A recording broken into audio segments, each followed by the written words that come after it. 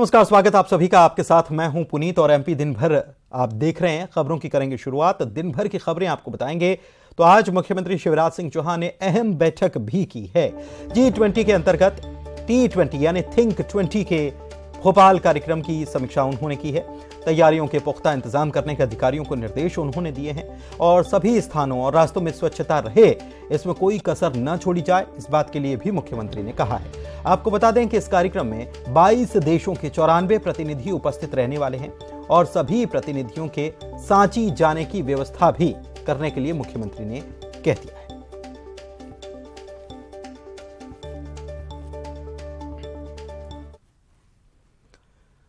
बोल बिगड़ रहे हैं। चुनावी साल क्या आया, नेताओं का अपनी जबान पर कंट्रोल ही नहीं रहा।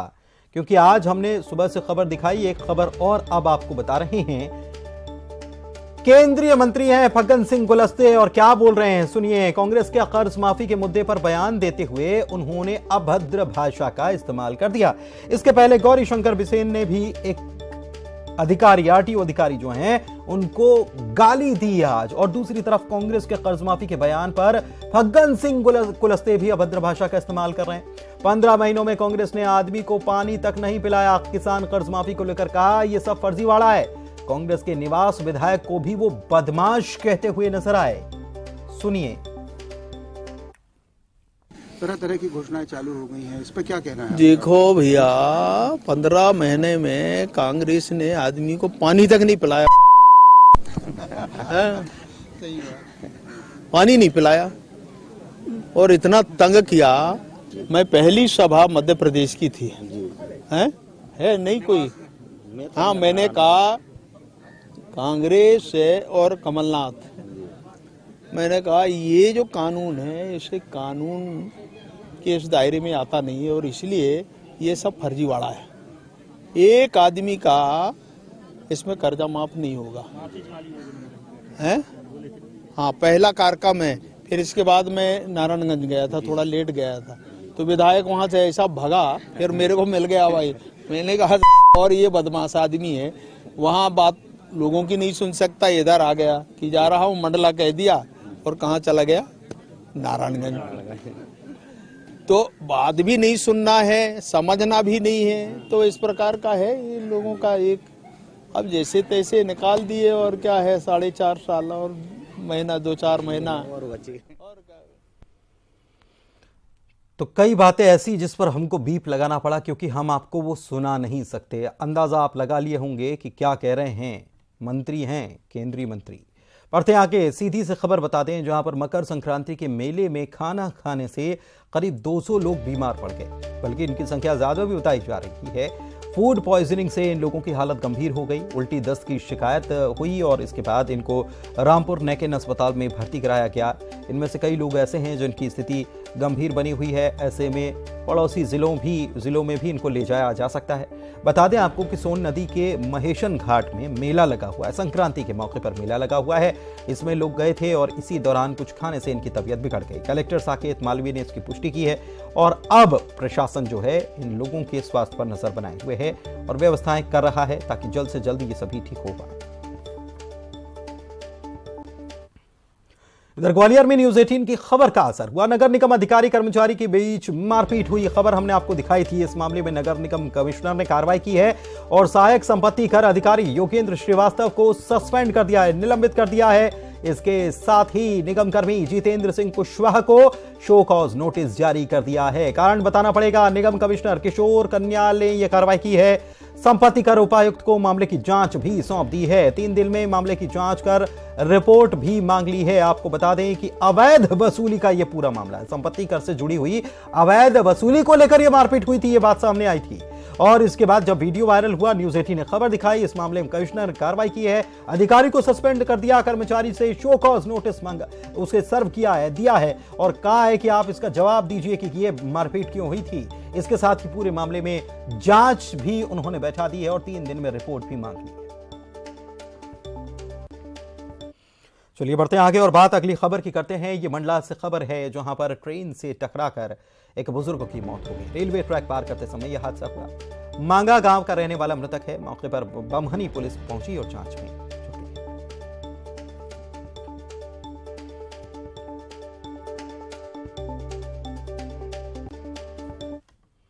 और चलिए बढ़ते हैं आगे। खबर उमरिया से, जहां पर युवक की अचानक तबीयत बिगड़ी और चंद घंटे में उसकी मौत हो गई।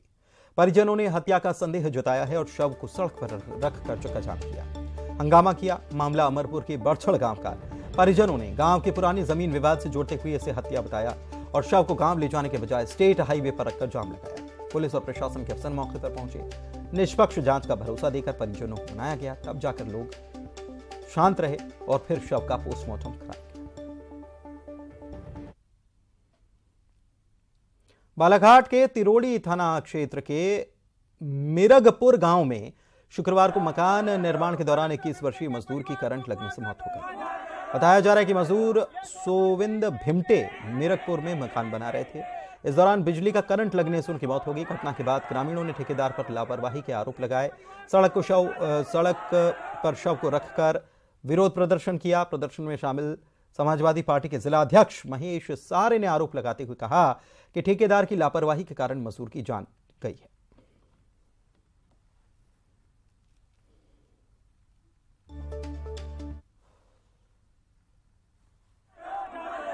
रविंद्र भिमटे के परिवार को मुआवजा दो। ये शोषण नहीं सहेंगे। के परिवार को मुआवजा दो। रविंद्र भिमटे के परिवार को मुआवजा दो।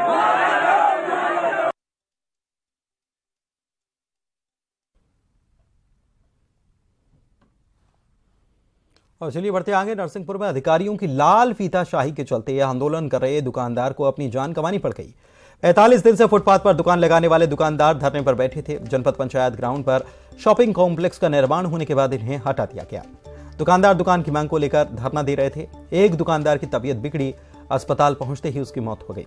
व्यापारियों ने शव को सुभाष पार्क चौराहे पर रखकर प्रदर्शन किया। प्रशासन अब जमीन देने की बात कह रहा है। दुकान की टेंशन में हो गया। क्या क्या टेंशन थी? दुकान नहीं मिल रही। दुकान नहीं मिल रही। क्या काम करते थे? टूट गई है। टूट गई, किसने तोड़ दी? यहाँ जनपद में जगह चिन्हित करी गई थी। अभी मैं जा रहा हूँ, अभी 2 घंटे में उसको अपन लेबल करवा देंगे और इन लोगों ने ये कहा है कि यही लोग दुकानों का आवंटन कर देंगे जिसकी दुकान रहे। सर 45 दिनों से क्यों नहीं प्रशासन जागा? आज एक मौत के बाद फिर जागा प्रशासन। वहाँ इन लोगों को धरना दे रहे थे। इन लोगों को बार बार समझाया जा रहा था कि आप वहाँ कोई जा ही नहीं रहा था। अगर ये लोग वहाँ जाके बैठने लगते तो काम भी शुरू हो जाता। 45 दिन के बाद जब एक व्यक्ति की मौत हो गई धरना स्थल पर, उसके बाद मृत्यु तो यही है, तो अटैक से हुई है और दुखद है मृत्यु। आर्थिक तंगी से जूझ रहा था वो व्यक्ति। उसमें आर्थिक रूप से जो संबल योजना के तहत जो संस्कार के लिए राशि है उसको दिलवा दिया गया है और जो नियमानुसार शासन की जो योजना होगी। अधिकारियों की गंभीरता समझ लीजिए कि एक व्यक्ति की मौत हो गई, 45 दिन से धरना दे रहा था और अधिकारी कह रहे हैं कि उसको जो राशि मिलती है वो दिलवा दी गई है। 45 दिन से उनकी दुकानें जो हैं वो हटा दी गई थी। वो परेशान थे, धरना दे रहे थे। मौत के बाद अब सब कुछ जल्दी जल्दी और सब कुछ सही सही होने की बात कही जा रही है। झाबुआ की बात करेंगे। दिव्यांगजनों के उपकरण वितरण कार्यक्रम में दिव्यांगों ने हंगामा कर दिया। हस्तचलित और बैटरी चलित ट्राईसाइकिल बांटने का विरोध वो कर रहे थे। इस मामले में मंत्री वीरेंद्र कुमार से भी बात करना चाहिए, लेकिन मंत्री जी चले गए। दिव्यांग राकेश कुमार के मुताबिक 2019 में उन्हें भी साइकिल मिली थी, लेकिन झाबुआ की भौगोलिक स्थिति को देखते हुए वे पेट्रोल चलित वाहन चाहते थे। झाबुआ ऊंची नीची घाटियों वाला क्षेत्र है। हस्तचलित साइकिल को चलाने के लिए उन्हें अपने साथ सहायक रखना हो जाता है। ऐसे में सरकार को झाबुआ जिले में योजना में बदलाव करना चाहिए, उनका ये मांग है। शारीरिक स्थिति को देखते हुए हम ये बात बता रहे हैं कि ये साइकिल को क्या करेंगे के अनुसार वो बैटरी चलित साइकिल नहीं है, क्योंकि उसको 2017 में मैंने खुद ने यूज की है। सरकार दिखावा कर रही है कि ये सब इसमें संतुष्ट है। देवास में पैरालाइज्ड महिला अपने इलाज की मांग को लेकर सड़क पर लेट गई। 2017 में डिलीवरी के दौरान गलत इंजेक्शन से महिला पैरालाइज्ड हो गई थी। तब से लेकर महिला की मांग है कि शासन उसका इलाज कराए, लेकिन सरकार से मदद की गुहार लगाने के बाद भी उसका इलाज नहीं हो रहा। महिला देवास में बीच सड़क पर लेटी और इलाज की मांग करने लगी। महिला पुलिस समझाने के बाद और इलाज का भरोसा देने के बाद महिला मानी।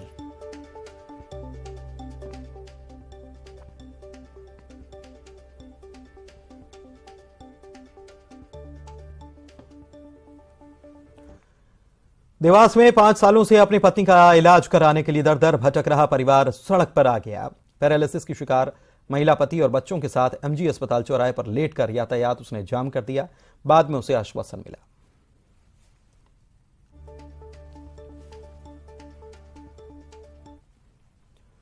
खबर बालाघाट से। सोनखार के 6 श्रमिकों को महाराष्ट्र के परभणी में बंधक बना लिया गया।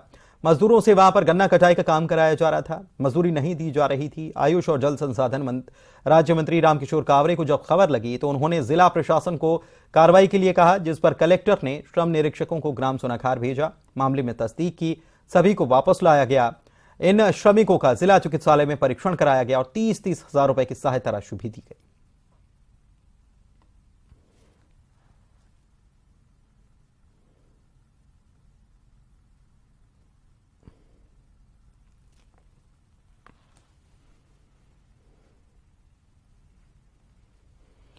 कथावाचक जया किशोरी ने फिल्मों को लेकर हो रही कंट्रोवर्सी पर दो टूक कहा है कि पहले खुद भगवान का मजाक बनाना छोड़ना पड़ेगा, दूसरों को दोष देने से पहले खुद को भी सुधारना होगा।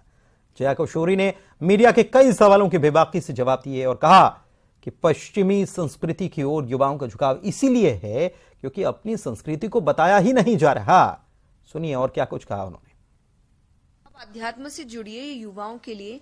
और जो आपने दूसरा कहा पाश्चात्य संस्कृति है, मैं इसमें युवा से ज्यादा उनके परिवार वालों को संदेश देना चाहूंगी, क्योंकि देखिए वहां वेस्ट में वो अपने कल्चर को बहुत बड़ा करके बताते हैं, इसीलिए ध्यान उस तरफ जाता है। आपका कल्चर इतना सुंदर है पर उसको दिखाया नहीं जाता। आपके शास्त्र घर में आपके गीता जी पढ़ी होगी, बस उसके पूजा करके वो रखी रहेगी, उसको पढ़ाया नहीं जा रहा। लेकिन बाहर अब उनकी जो बातें हैं, उनकी जो लेखनी है, उनके जो ऑथर्स हैं, उनके बारे में भव्य रूप में बताया जाता है, तो ऑब्वियसली बच्चा आकर्षित होगा वहां पर। तो आप अपने कल्चर को बढ़ावा दीजिए, आप अपने कल्चर को बड़े रूप में बताइए, तो उनको समझ आएगा कि खजाना तो मेरे ही पास है भाई, यहीं से सब कुछ गया है। देखिए ये तो आपकी अपनी चॉइस है, क्योंकि जैसा आपने डिजिटल वर्ल्ड कहा, तो आज वहां पे सब कुछ है। जैसे मैं हमेशा कहती हूँ कि जब आप एक जूस की दुकान पे जाते हैं तो देखिए दो तरफ देखेंगे, एक तरफ जूस आ रहा है, एक तरफ कचरा आ रहा है। अब आपको लेना क्या है वो आपके ऊपर है। तो अब हम भी डिजिटल मीडिया में हैं जो अध्यात्म सिखा रहे हैं आपको, और कई ऐसे एक्सपोजर भी आपको मिल रहे हैं जो शायद जिंदगियां खराब करने की बात कर रहे हैं। चूज आपको किसको करना है वो आपके ऊपर है। पर मैं हमेशा एक बात कहती हूँ कि अगर राजनीति के बारे में कोई मुझसे प्रश्न करता है कि कैसी है या क्या है, तो मैं कहती हूँ कि महाभारत, पूरे महाभारत में कृष्ण ने सिर्फ राजनीति करी है और कुछ भी नहीं किया। तो कौन कहता है राजनीति अच्छी नहीं है अगर कृष्ण जैसी करी जाए तो। और मैं हमेशा कहती हूँ अगर आप मुझसे इतने प्रश्न कर रहे हैं, उसका कारण है कि मेरे माता पिता ने बचपन में वो माहौल मेरे घर में रखा था। बचपन से हमारे घर में रोज शाम को हनुमान चालीसा होती थी, हर हफ्ते कीर्तन होते थे, भगवान की कहानियां बताई जाती थी। तो बचपन से मेरा रुझान वही था कि, और वो मेरे प्रश्न बचपन से आने लग गए थे, ऐसा क्यों हुआ और क्यों। अगर आपके मन में आ गया तो आप अपने आप चीजें पढ़ना शुरू करेंगे। कि तैयार होने से पहले मैं किसी काम से कमरे से बाहर निकली थी और तब तक लोग आने शुरू हो गए थे बैठने, और मैं एक बच्चे की तरह थोड़ा खेल कूद करते हुए घूम रही, और पीछे मुझे फिर उनकी हंसने की आवाज आ रही कि अरे यही कथा करेंगी क्या। तो मुझे ऐसा लगता है कि मैंने कुछ सोच के नहीं किया था, वो शायद मेरी सच्चाई थी कि मुझे बात अच्छी लग रही थी और मुझे करना। मेरे दिमाग में नहीं था कि अरे मुझे कथा करनी है, कथाकार अलग होते हैं, वो काम अलग, अब मुझे अलग तरीके से बात करनी है। कुछ भी नहीं था, मुझे बिल्कुल सच्चा मन था कि मुझे भगवान अच्छे लगते हैं, मैंने वो बातें सीखी है, मुझे बात अच्छी लगी और मुझे अब सुनानी है सबको। तो इसीलिए कोई भी ऐसी सोची समझी स्थिति नहीं थी मेरी। सीएम भूपेश बघेल 5G रिलायंस जियो ट्रू 5G को लॉन्च कर चुके हैं। अब छत्तीसगढ़ के लोगों को भी इसका लाभ मिलेगा। 5G में फास्ट इंटरनेट स्पीड मिलेगी, इसका नेटवर्क भी बढ़िया होगा।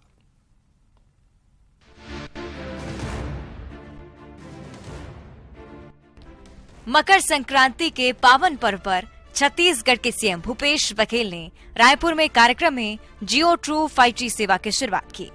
इस लॉन्च के साथ छत्तीसगढ़ के 3 शहरों राजधानी रायपुर, इंडस्ट्री हब दुर्ग और भिलाई में जियो ट्रू 5G सेवाएं शुरू हो गई हैं। जियो ने कार्यक्रम के दौरान स्वास्थ्य और शिक्षा के क्षेत्र में जियो ट्रू 5G के परिवर्तनकारी फायदे बताते हुए मुख्यमंत्री को 5G यूज केस का डेमो भी दिया। राज्य में जियो ट्रू 5G लॉन्च करते हुए छत्तीसगढ़ के माननीय मुख्यमंत्री श्री भूपेश बघेल ने कहा, आज छत्तीसगढ़ के लिए बहुत ही गौरव का क्षण है और मैं जियो ट्रू 5G सर्विस लॉन्च करते हुए उत्साहित हूँ।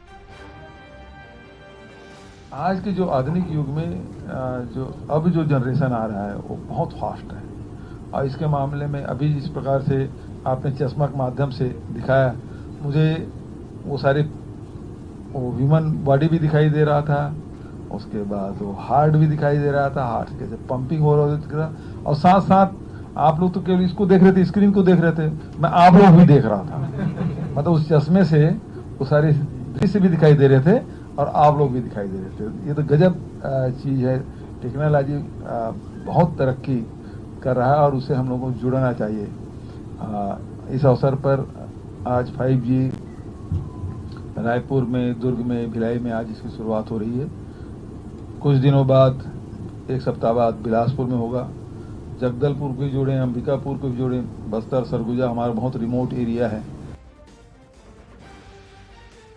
रिलायंस जियो के मध्य प्रदेश और छत्तीसगढ़ के सीईओ अमिताभ भाटिया ने बताया है कि राज्य में इस समय 1 करोड़ 90 लाख मोबाइल यूजर्स हैं। उनमें से 1 करोड़ 10 लाख जियो के ही यूजर हैं। ये किसी भी प्रदेश के मार्केट का सबसे बड़ा हिस्सा है। मैं छत्तीसगढ़ शासन, छत्तीसगढ़ के निवासियों और विशेष तौर से आपका माननीय मुख्यमंत्री जी सतत मदद और प्रोत्साहन के लिए धन्यवाद देता हूं।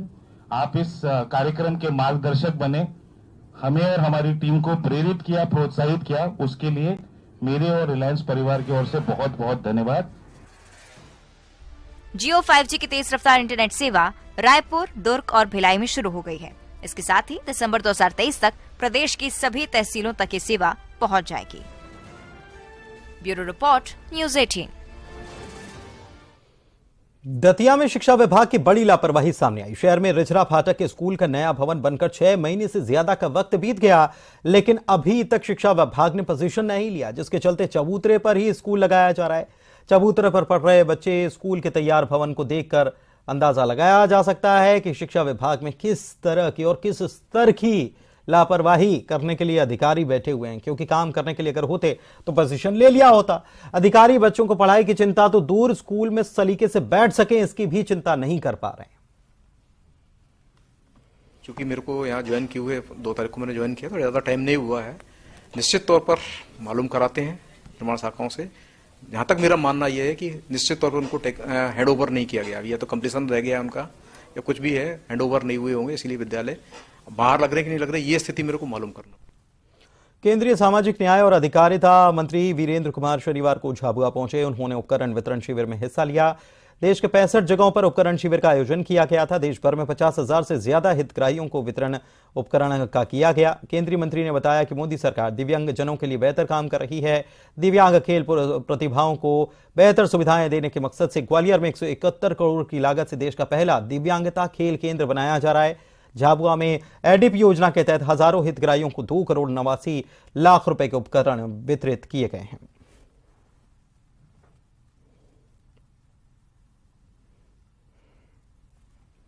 हरदा में कलेक्टर की डीपी लगाकर तहसीलदारों और एसडीएम को फर्जी नंबर से मैसेज भेजने का मामला आया है। 12 अक्टूबर 2020 को हरदा तहसीलदार धर्मेंद्र चौकसे को व्हाट्सएप पर मैसेज मिला था। पीएम की फोटो डीपी पर देखकर तहसीलदार ने कलेक्टर को फोन लगाकर नंबर के बारे में पूछा।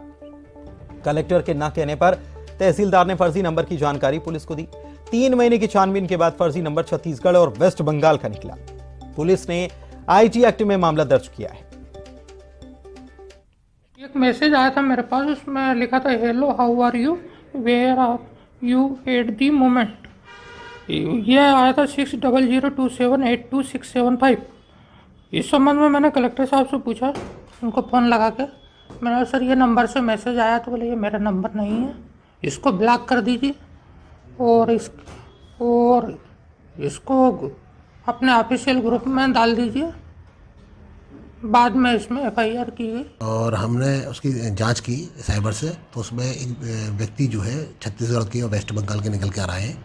उस पर से हमने थाना कोतवाली में मुकदमा कायम किया है, IT एक्ट का भी कायम किया। आरुषि संस्था के स्पेशल 3 ने कमाल कर दिया है। प्रतिष्ठित होटल कंपनी में तीनों बच्चों का जॉब प्लेसमेंट हुआ है।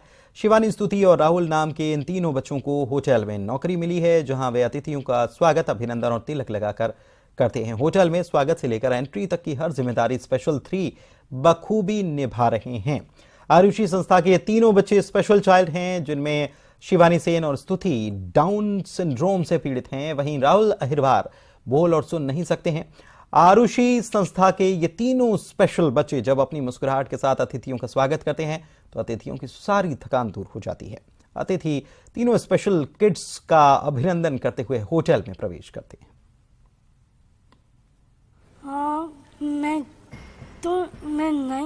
मैं तो आगे थी ताल छोटे में आरुषि की तरफ से यहाँ इंटरव्यू सेलेक्टेड हुआ है। अच्छा। और यहाँ इंटरव्यू सेलेक्टेड हो गई तो हम एक टाटा कंपनी है। ताज ने हमेशा कोशिश की है कि जहाँ भी हम रहे हम सारी कम्युनिटी को साथ में लेके बढ़े। होटल 1 साल पुराना हो चुका था, हम सेटल हो गए थे। ये हमारा मौका था कि कम्युनिटी के लोगों को हम अपने साथ में अपनी टीम में ले। और ये आरुषि के बच्चे नहीं एक्चुअली एडल्ट्स है, यंग एडल्ट्स है। इनको मौका नहीं दिया जाता है ज़िंदगी में। हमारी कोशिश थी कि इन्हें रास्ता दिखाए, उनको खुद तनख्वाह मिले किसी और का। अग्निवीर भर्ती लिखित परीक्षा 15 जनवरी को ग्वालियर के आर्मी पब्लिक स्कूल में होगी। इसके लिए पुलिस सेना के अधिकारी तैयारियों में लगे हुए हैं। 2500 परीक्षार्थी इसमें शामिल होंगे। परीक्षार्थी दूसरे जिलों से आने वाले हैं। इसके चलते आसपास इनके ठहरने और सर्दी होने के चलते अलाव के इंतजाम किए जा रहे हैं। परीक्षा केंद्र में प्रवेश 15 जनवरी को सुबह 4 बजे से दिया जाएगा और सुबह 4 बजे से प्रवेश इसलिए दिया जाना है क्योंकि गेट पर पूरी स्क्रीनिंग होगी। परीक्षार्थियों को मास्क और सैनिटाइजर साथ ले जाना होगा। अग्निवीर भर्ती परीक्षा में जो करीब लगभग 2500 अभ्यर्थी जो हैं, इनका आज मुरार कैंटोनमेंट में कल एग्ज़ाम होने जा रहा है। इसमें हमने 2 शिफ्ट्स में ड्यूटियां लगाई हुई हैं। दोनों शिफ्ट्स के इंचार्ज राजपत्रित अधिकारी हैं और इसके अलावा लगभग हमने 250 का बल तैनात किया है। साथ में रेलवे स्टेशन और बस स्टैंड पे भी रहेगा।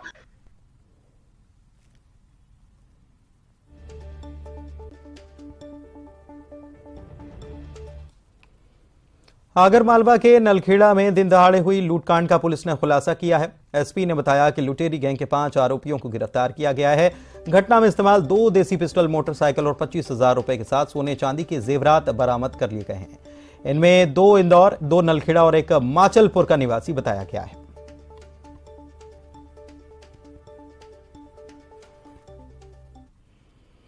और अभी एक बड़ी खबर आ रही है। भोपाल से पूर्व जेल डीजी संजय चौधरी पर मामला दर्ज हुआ है।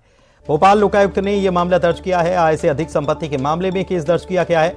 इनके पास इंदौर में 1 प्लॉट, 2 मकान, 1 फ्लैट, ग्वालियर में बेशकीमती प्लॉट, भोपाल, पुणे में कई मकान, प्लॉट और फ्लैट होने का खुलासा हुआ है। संजय चौधरी के साथ उनकी सास प्रेमलता पंचोली पर भी केस दर्ज किया गया है।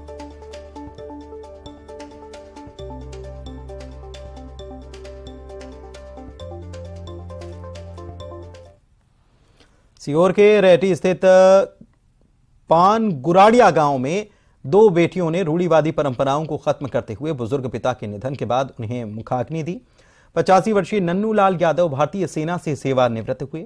उन्हें बेहतर सेवाओं के लिए सेवा मेडल भी मिला। उनके निधन के बाद उनकी दोनों बेटियों ने उन्हें मुखाग्नि देकर उनका अंतिम संस्कार किया।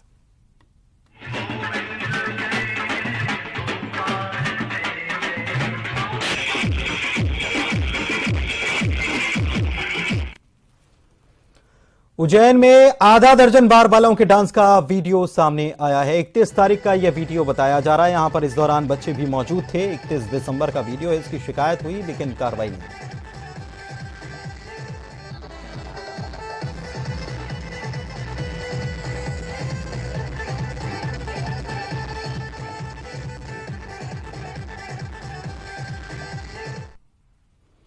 एमपी दिन भर में इतना ही। नमस्कार।